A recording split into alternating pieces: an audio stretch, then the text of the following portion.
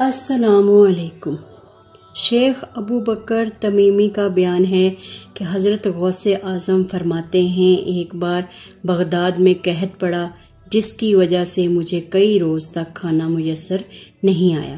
میں گری پڑی چیزیں تلاش کر کے کھا لیتا تھا۔ ایک دن بھوک کی شدت اتنی بڑھی کہ میں دریائے دجلہ کی طرف چلا گیا تاکہ کاہو کے پتے اور کوئی سبزی کھا کر اس کڑے وقت کو گزار سکوں، مگر جہاں بھی جاتا وہاں پہلے سے ہی سینکڑوں افراد موجود ہوتے۔ اگر کوئی چیز ملتی بھی تو اس پر ضرورت مندوں کا ہجوم ہوتا۔ مجھے یہ بات پسند نہیں تھی کہ کھانے کے ایک لقمے کے لیے دوسرے بھوکوں سے مزاحمت کروں۔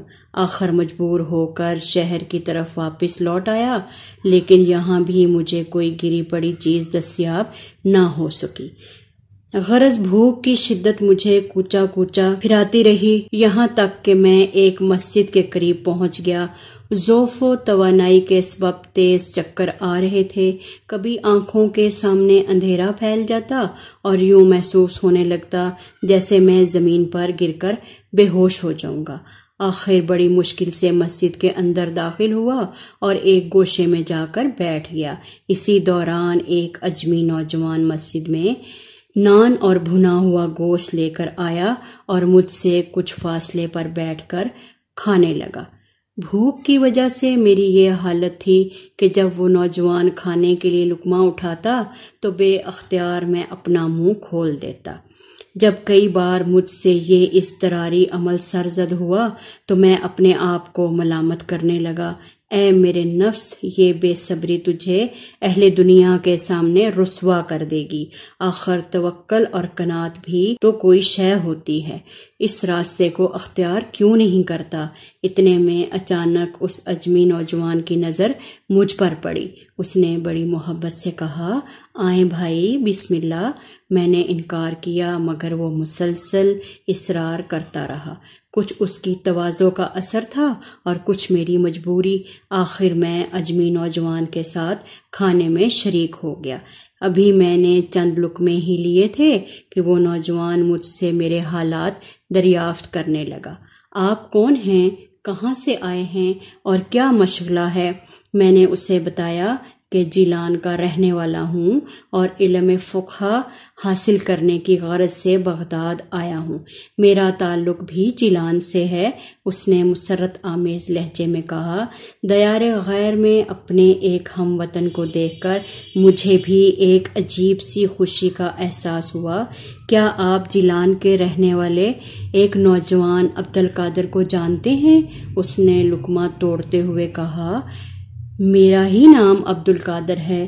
میں نے اجمی نوجوان کے سوال کا جواب دیتے ہوئے کہا۔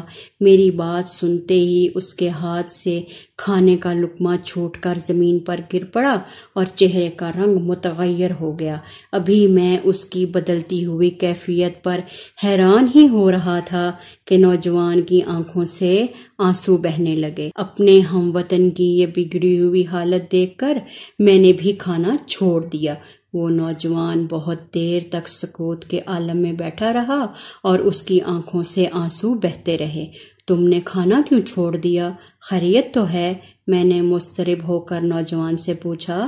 اب یہ روٹی میرے حلق سے نیچے نہیں اتر سکتی، میں تمہارا مجرم ہوں۔ شدید رقت کے سبب نوجوان کو گفتگو کرنے میں دشواری ہو رہی تھی۔ تم کس جرم کی بات کر رہے ہو؟ مجھے بھی تو کچھ بتاؤ۔ نوجوان کے بہتے ہوئے آنسوؤں نے میرے اندر بھی اضطرابی کیفیت پیدا کر دی تھی۔ میرے بھائی، یقین کرو، میں تمہیں بہت دنوں سے تلاش کر رہا ہوں۔ نوجوان نے روتے ہوئے کہا، جب میں بغداد آیا تھا تو میرا ذاتی خرچ بھی موجود تھا، مگر تمہاری جستجو نے اتنا طول کھینچا کہ ساری رقم صرف ہو گئی۔ 3 دن سے میں نے کچھ نہیں کھایا تھا۔ مجبوراً آپ کی امانت میں سے کچھ رقم لے کر یہ چیزیں خریدیں اور پیٹ کی آگ بجھانے بیٹھ گیا۔ خدا کا شکر ہے کہ آپ سے ملاقات ہو گئی، یہ آپ ہی کا کھانا ہے۔ میں حیرت سے اجمی نوجوان کی طرف دیکھنے لگا۔ کیسی امانت؟ میں تمہاری بات کا مفہوم نہیں سمجھا۔ جب میں جیلان سے رخصت ہو رہا تھا تو آپ کی والدہ محترمہ نے مجھے 8 دینار دیے ہوئے فرمایا کہ یہ رقم میرے بیٹے عبد القادر تک پہنچا دینا۔ نوجوان نے امانت کی وضاحت کرتے ہوئے کہا، مگر افسوس میں اس راستے میں ثابت قدم نہ رہ سکا۔ 3 دن کی فاقہ کشی نے مجھے خیانت پر مجبور کر دیا۔ یہ کہہ کر نوجوان ہچکیوں سے رونے لگا۔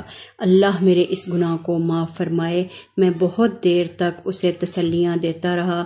پھر جب اس نوجوان کی حالت سنبھلی تو ہم دونوں نے باقی کھانا کھایا اور رزاق عالم کا شکر ادا کیا۔ رخصت ہوتے وقت میں نے 4 دینار اسے دے دیے کہ وہ میری ہی طرح غریب الوطن بھی تھا اور مجبور بھی۔ لبیک اللہم لبیک، لبیک لا شریک لک لبیک، ان الحمد والنعمت